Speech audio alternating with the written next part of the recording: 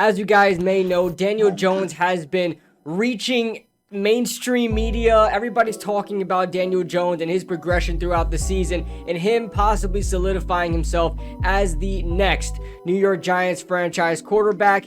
But we've gotten a lot of kind of news, I guess conspiracy theories, articles coming out on Daniel Jones, on possibly the reason why he's been developing or one of the catalysts of him developing. We're going to get into it right now.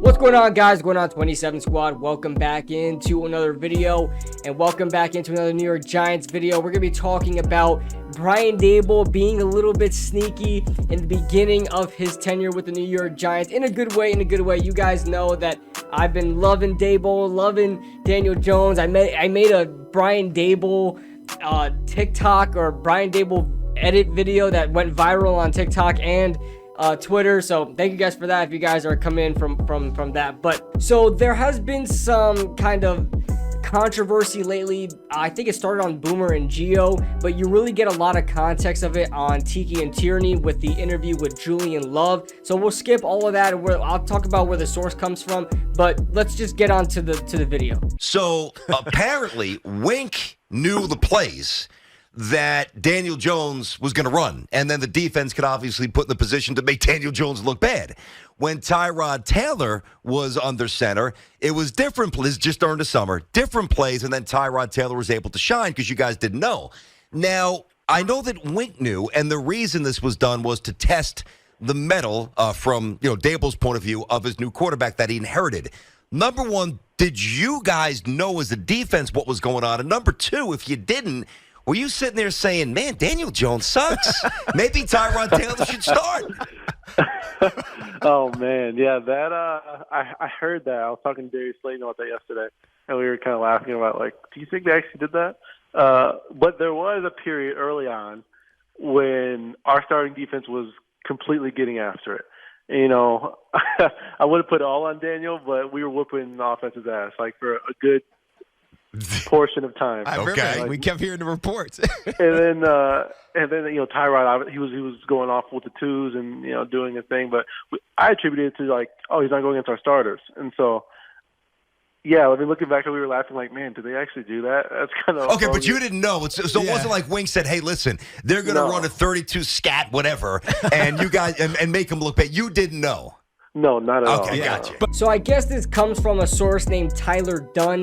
I guess he worked for the Buffalo Bills organization, kind of followed Daboll through, and I guess he got this word from, I don't know, Daboll's camp or something like that with the New York Giants, saying that Daboll pretty much rigged practices, would tell Wink the plays, and you guys know Wink can get after it on defense, and to try to test the mettle of Daniel Jones and really see how gritty he is. And obviously Daniel Jones was cool, calm, and collected, had a lot of poise, and just took it. He just took it, and he was, like I said, cool, calm, and collected, and find a way through it. And to be honest with you, a lot of people think this is the kind of a scumbag thing to do to your quarterback that you're trying to test out, but I think it's a smart way of politely trying to test out your quarterback, non-aggressively trying to get test out what your quarterback is made of. You want to test out your quarterback without letting your quarterback know he is being tested, right? I think that's probably the best way to try to get a good evaluation of Daniel Jones or any quarterback for that matter,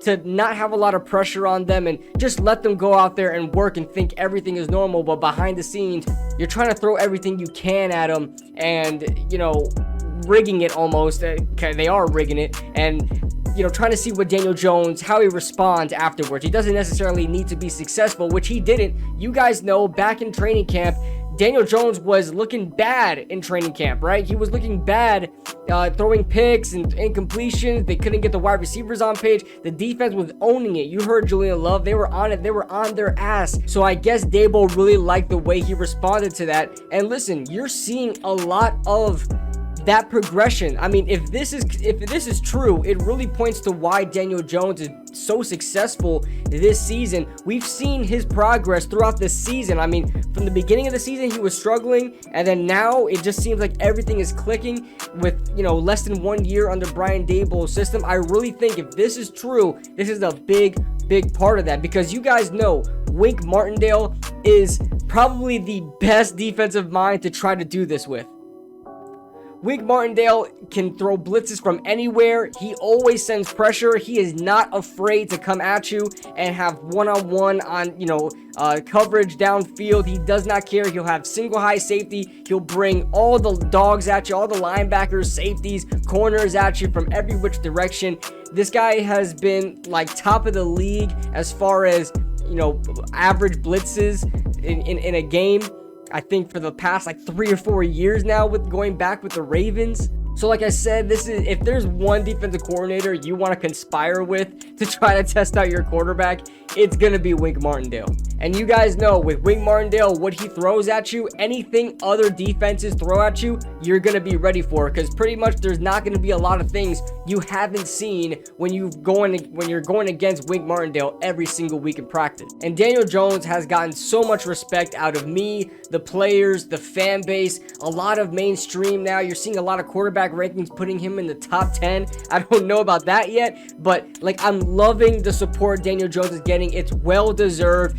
Everybody, if you've been on YouTube for so long as I have, when Daniel Jones was drafted, everybody made a video screaming, raging about Daniel Jones, including myself. I cannot believe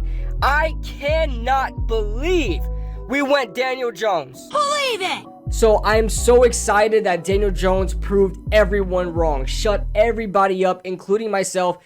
Although I did not like when he was drafted, after watching film, after, kind of thinking about it, I was on the Daniel Jones train his rookie year before he started. So I will preface that I wasn't a Daniel Jones hater. I've been his defender for 4 years now.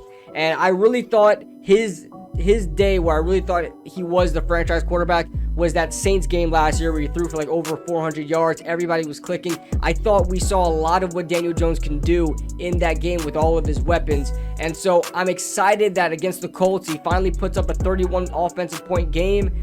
And we can move on. We're just like Brian Daboll said, we're getting right at the right time. So that being said, let me know thoughts in the comment section below, guys. What do you guys think of this whole conspiracy controversy going on? Do you guys think it's true? Do you guys think it's false? Do you guys think it helped Daniel Jones in a major way? And that being said, I'm Kid Blue, and I'll see you guys in the next video.